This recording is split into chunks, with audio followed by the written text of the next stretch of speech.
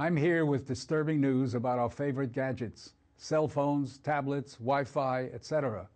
Putting it bluntly, they are damaging the living cells in our bodies and killing many of us prematurely. I'm Dr. Martin Blanc from the Department of Physiology and Cellular Biophysics at Columbia University. It is distressing for me and more than 160 colleagues who today are petitioning the United Nations requesting that they address this problem. We are scientists and engineers, and I am here to tell you we have created something that is harming us, and it is getting out of control. Before Edison's light bulb, there was very little electromagnetic radiation in our environment. The levels today are very many times higher than natural background levels and are growing rapidly because of all the new devices that emit this radiation.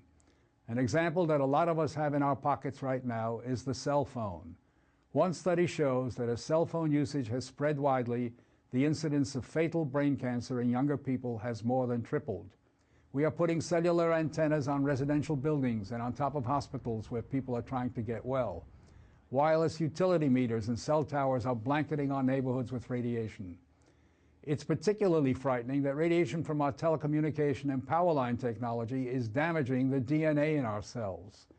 It is clear to many biologists that this can account for the rising cancer rates.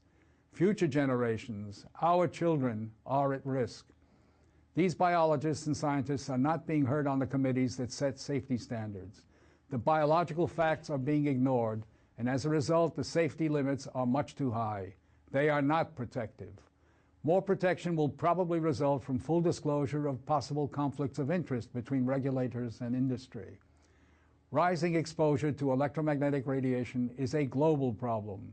The World Health Organization and international standard-setting bodies are not acting to protect the public's health and well-being. International exposure guidelines for electromagnetic fields must be strengthened to reflect the reality of their impact on our bodies and, in particular, on our DNA.